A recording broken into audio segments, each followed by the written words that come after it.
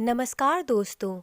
हिंदू धर्म में कल्याण के देवता माने जाने वाले भगवान शिव की पूजा के लिए प्रदोष व्रत एवं प्रदोष काल दोनों ही बहुत शुभ और फलदायी माने जाते हैं। यही कारण है कि शिव भक्त अपने आराध्य की पूजा करते समय इन दोनों का विशेष ध्यान रखते हैं। दोस्तों, इस बार दिसंबर माह या पौष मास की मासिक शिवरात्रि और प्रदोष व्रत एक ही दिन है। जैसा कि आपको पता है कि प्रदोष व्रत हर माह की त्रयोदशी तिथि को होता है और मासिक शिवरात्रि हर माह के कृष्ण पक्ष की चतुर्दशी तिथि को होती है। लेकिन इस बार प्रदोष व्रत और शिवरात्रि पर शिव पूजा का उत्तम संयोग बन रहा है। दोस्तों, पंचांग के अनुसार पौष माह के कृष्ण पक्ष की त्रयोदशी तिथि 21 दिसंबर दिन बुधवार को सुबह 12:45 पर शुरू होगी और इस तिथि का समापन उसी रात यानी 21 दिसंबर की रात को ही 10:16 पर हो जाएगा। ऐसे में उदया तिथि और प्रदोष पूजा के मुहूर्त के आधार पर बुध प्रदोष व्रत 21 दिसंबर को रखा जाएगा। प्रदोष व्रत बुधवार को होने के कारण इसे बुध प्रदोष व्रत कहा जाएगा। प्रदोष व्रत में पूजा का शुभ मुहूर्त शाम 5:29 से रात 8:13 तक है। 21 दिसंबर को प्रदोष व्रत पर दो शुभ योग बन रहे हैं। इस दिन सर्वार्थ सिद्धि योग और अमृत सिद्धि योग बने हुए हैं। ये दोनों ही योग एक ही समय में हैं। सुबह 8:33 से लेकर अगले दिन 22 दिसंबर को सुबह 6:33 तक सर्वार्थ सिद्धि योग और अमृत सिद्धि योग रहेगा। दोस्तों, 21 दिसंबर को बुध प्रदोष व्रत और मासिक शिवरात्रि एक ही दिन होने के कारण सुंदर संयोग बन रहा है।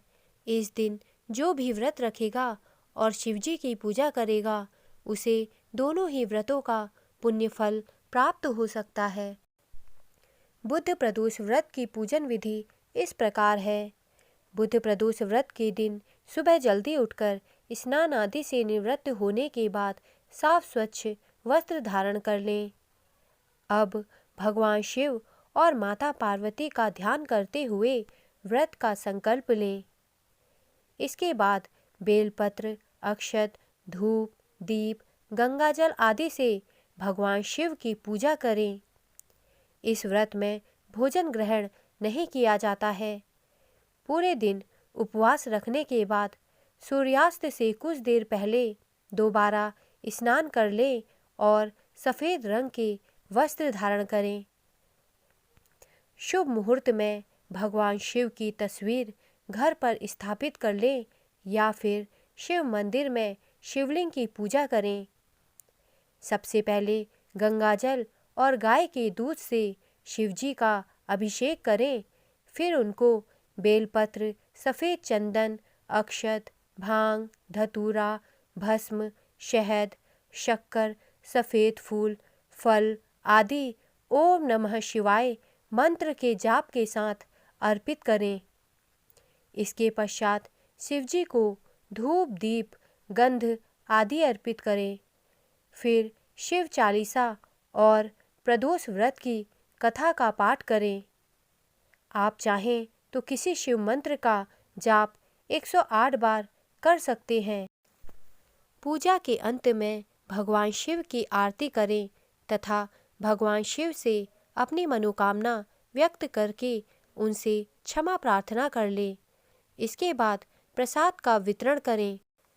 इसके बाद फलाहार करने के बाद रात्रि में जागरण करें तथा अगले दिन प्रातः स्नान और पूजा के बाद पारण करके व्रत को पूरा करें।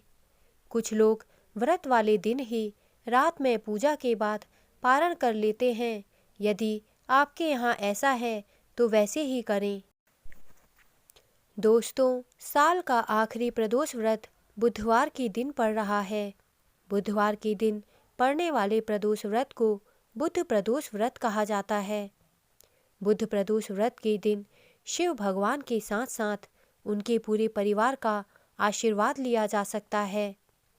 यह व्रत करके जीवन में धन की वृद्धि की जा सकती है और सभी रोग, शोक, कलह, कलेश हमेशा के लिए नष्ट किए जा सकते हैं। बुध प्रदोष व्रत की कथा इस प्रकार है। बहुत पुरानी बात है, एक पुरुष का नया नया विवाह हुआ था। वह गौने के बाद अपनी पत्नी को लेने ससुराल पहुंचा और उसने सास से कहा कि वह बुधवार के दिन ही अपनी पत्नी को लेकर जाएगा। परंतु वहां पर पुरुष के ससुराल पक्ष ने उसे समझाया कि बुधवार के दिन विदाई करना शुभ नहीं माना जाता है। इसके बावजूद वह पुरुष नहीं माना और जिद कर अपनी पत्नी को विदा कर लाने लगा।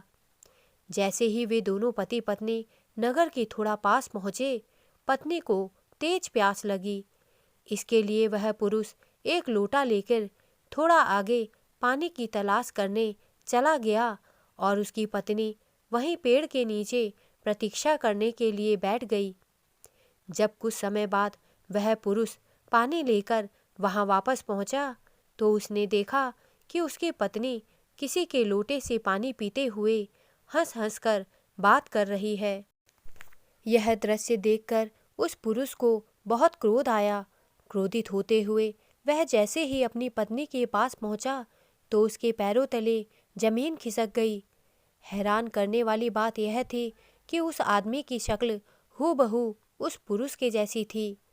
पत्नी भी दोनों को देखकर चौंक गई और सोच में पड़ गई। दोनों हूबहू शक्ल की पुरुषों के बीच झगड़ा होने लगा। तभी पास के नगर के लोग भी वहां आ पहुंचे और वहां बहुत भीड़ एकत्रित हो गई। इतना ही नहीं, वहां सिपाही तक आ गए। हम शक्ल पुरुषों को देख सिपाही भी हैरान हो गए, जबकि पत्नी को तो कुछ समझ ही नहीं आ रहा था। सिपाही ने उस स्त्री से पूछा कि बताओ, इनमें से तुम्हारा पति कौन सा है? वह स्त्री दुविधा की स्थिति में पड़ चुकी थी।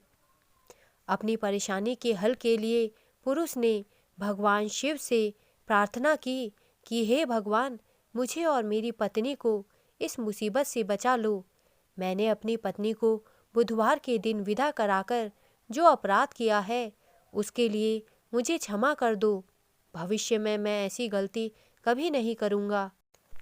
भोलेनाथ ने पुरुष की गलती को क्षमा किया और उसके बाद वह दूसरा पुरुष खुद ब खुद अंतर्ध्यान हो गया।